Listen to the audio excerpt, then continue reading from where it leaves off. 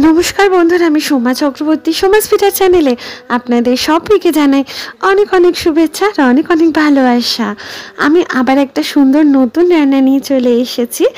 আজকের বানাবো ডাব চিংড়ি, তাও ভীষণ সহজ পদ্ধতিতে সবাই বাড়িতে বানিয়ে নিতে পারবে। আর এটা কিন্তু বাঙালি ট্র্যাডিশনাল রান্নার মধ্যে অন্যতম। ঘটি বাড়ি রান্না এটা অসাধারণ হয় খেতে।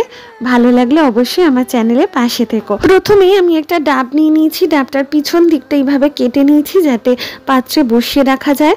আর এমন একটা ডাব নিতে হবে যার শ্বাস আছে, মানে শ্বাসযুক্ত ডাবই আমাদের চুজ করতে হবে ডাব চিংড়ির জন্য। তো সেরকমই আমি একটা ডাব নিয়ে মুখটা ভালো করে খুলে নিচ্ছি।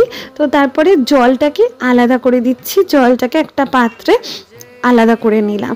এরপরে দেখো আমি ডাবের মধ্যে যে শ্বাসটা আছে, মানে লেই যেটাকে আমরা বলি, সেই লেইটাকে আমি কিন্তু আলাদা করে নিচ্ছি চামচের সাহায্যে। দেখো যতটা সম্ভব তোমরা মানে যতটা সম্ভব আলাদা করা যায় ততটা সম্ভব আলাদা করে নিতে হবে। তো দেখো আমার মা বেশ অনেকটাই আলাদা করতে পেরেছে। আর এদিকে দেখো আমি চিংড়ি মাছটাকে প্রিপেয়ার করে নিচ্ছি এদিকে। হ্যাঁ, তো এবার ডাবটা আমি রেখে দিলাম। এবারে নারকেল কোড়া দেখো পাশেই রেখে দিয়েছি। নারকেল কোড়াটা এটা হচ্ছে ডাবের শ্বাস, এটা হচ্ছে সর্ষে বাটা, এটা সর্ষের তেল, দুধ, প্লেন দুধ, এটা ডাবের জলটা, আর টক দই নিয়ে নিয়েছি আমি। তো আর এখানে হচ্ছে শাহি গরম মশলা, কাঁচা লঙ্কা আর একটু আদা আছে সাইডে রেখে দিয়েছি। হ্যাঁ, তো দেখো প্রথমেই 4-5টা কাঁচা লঙ্কা আমি নিয়ে নিয়েছি। তো তোমরা যারা ঝাল পছন্দ করো না তারা অল্প কাঁচা লঙ্কা দিও।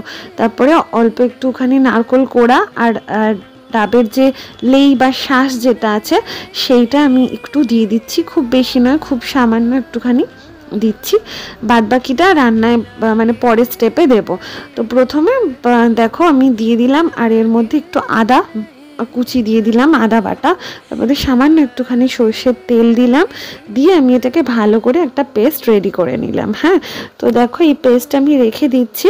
এরপরে আমি পুরো মাছটাকে ম্যারিনেট করব, মানে টোটালটা।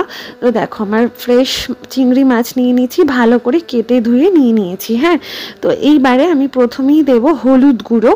হলুদ আর নুনটা দিয়ে আমি হাতের সাহায্যে খুব ভালো করে মাখবো, কারণ আমি কিন্তু চিংড়ি মাছটা ভাজবো না, এটা রান্নায় ডাইরেক্ট যাবে।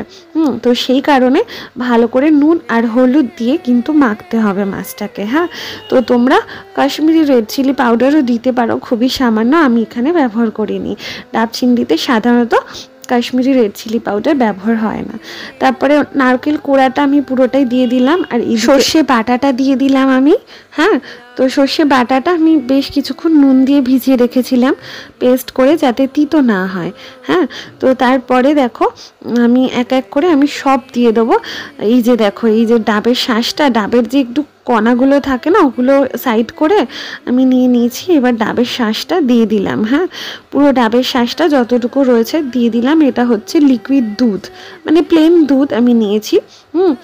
আর এই যে আমি যে পেস্টটা বানিয়েছিলাম নারকেলের শ্বাস দিয়ে আদা এইসবের একটা পেস্টটা যে রেডি করেছিলাম, সেইটা আমি পুরোটা একদম ধুয়ে মুছে দিয়ে দিলাম। হ্যাঁ, তো হাত দিয়ে আমি হাতের সাহায্য নিয়েই করছি।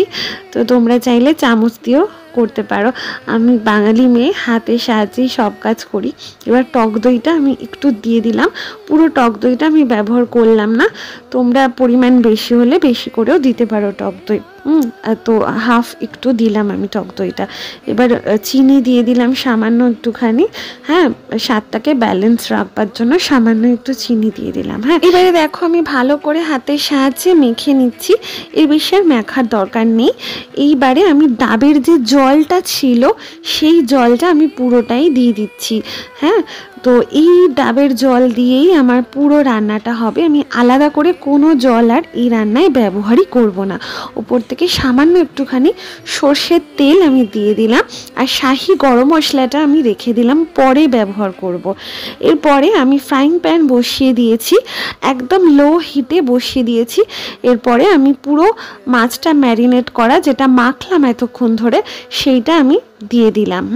তো দিয়ে হালকা হাতে একটু নাড়িয়ে আমি এবার ঢাকা চাপা দিয়ে বসিয়ে দেবো মিনিট 10 জন্য। হ্যাঁ, তো তারপর দেখো মোটামুটি তোমাকে 10টা মিনিট মতন অপেক্ষা করতে হবে এই মাছটা যতক্ষণ না সেদ্ধ হচ্ছে, নরম হচ্ছে। এখানেই বেশিরভাগ রান্নাটা হয়ে যাবে, মোটামুটি 80% মতন এখানেই রান্নাটা হয়ে যাবে। এরপরে তোমরা চাইলে শুধু সার্ভ করার জন্য ডাবটা ব্যবহার করতে পারো। আমি কিন্তু হালকা একটু ভাপিয়েও নিয়েছিলাম ডাবটার মধ্যে। এটা ট্র্যাডিশনাল রান্নার মধ্যে অন্যতম ডাব চিংড়িটা, আমাদের সবারই প্রিয় ডাব চিংড়ি। খুব সহজ পদ্ধতিতে আমি তোমাদের সাথে শেয়ার করছি রান্নাটা, আশা করি তোমরা সবাই পারবে। মিনিট 10 পরে আমি উঠিয়ে দেখলাম একদম হয়ে গেছে, আর বিশেষ কিছুই করবার নেই। ওপর থেকে সামান্য একটু শাহি গরম মশলা আমি একটু ব্যবহার করছি। দেখো আমি নাড়িয়ে চাড়িয়ে নিচ্ছি। হ্যাঁ, তো নিয়ে আমি অফ করে দিলাম ইন্ডাকশানটা। এরপরে দেখো আমি নামিয়েও নিচ্ছি একটা পাত্রের মধ্যে। এরপরে আমি যে ডাবটা রেখে দিয়েছিলাম সেই ডাবটা আমি দিয়ে মানে ডাবের মধ্যে পুরবো, আর ফয়েল আর একটুখানি ময়দা মেখে রেখেছি। আমি দেখাচ্ছি কি করব। আমি অল্প অল্প করে ডাবের মধ্যে আমি পুরো চিংড়ি মাছটা পুড়ে দেবো। চিংড়ি মাছটা মানে যে রান্না করেছি আমি সেইটা পুরোটা দিয়ে দেবো যতটা সম্ভব পারা যায়। হ্যাঁ, তো তোমরা মানে আমার এই পদ্ধতিটা অ্যাপ্লাই করতে পারো, আশা করি খুব ভালো হবে। ডাইরেক্ট পুরো ডাবের মধ্যে পুরো রান্নাটা না করে এইভাবে করতে পারো। আমার পুরোটা দেওয়া হয়ে গেছে, সামান্য একটুখানি সর্ষের তেল ওপর থেকে একটু ছড়িয়ে দিচ্ছি। এইবারে আমি ফয়েলটা আমি মুড়ে রেখে দিয়েছিলাম, দেখো এরকম একটা ছোট ফয়েল আমি এর মধ্যে দিয়ে দিচ্ছি যাতে এটা মিশে না যায়। তো সেই কারণে আর উপর থেকে একটুখানি ময়দা মেখে রেখেছিলাম, সেইটা আমি খুব ভালো করে ডাবের গায়ে আমি আটকে নিলাম। তোমরা যারা ডাবের ওপরের অংশটা থাকবে তারা ডাবের অংশটাও দিতে পারো ফয়েলের বদলে, আমার কাছে ছিল না সেই কারণে আমি আর দিতে পারিনি। আমি ফ্রাইং প্যানে আমি জল গরম হতে দিয়ে দিয়েছিলাম, প্লেন জলের মধ্যে জলটা ফুটলে আমি এই ডাবটা বসিয়ে দিলাম। হ্যাঁ, তো আমার ঢাকা দেওয়ার মতন কিছু ছিল না, কারণ ডাবটা বেশ বড়, সেই কারণে ঢাকা দেওয়ার মতন কিছু পাইনি আমি। তোমরা চাইলে ফ্রাইং প্যানেও করতে পারো আমার মতন, আদারওয়াইজ তোমরা কিন্তু প্রেশার কুকারেও করতে পারো, সেটাও ভালো হবে। তবে আমার মনে হয় এটা রান্নাটা অলমোস্ট হয়ে গেছে, 80 to 90% মতন হয়ে গেছে। হালকা একটু ডাবের যে একটা ফ্লেভারটাকে আমি অ্যাড করতে চাইছি, সেই কারণেই তো এটা বসিয়ে রাখা। হ্যাঁ, তো তোমরা আমার এই পদ্ধতিটাও অ্যাপ্লাই করতে পারো।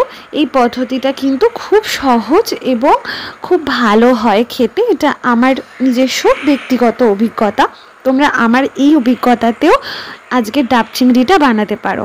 বেশিক্ষণ লাগবে না, মিনিট 15 মতন বসিয়ে রাখলে ডাবটা তার মধ্যেই আমাদের রান্নাটা টোটাল কমপ্লিট হয়ে যাবে।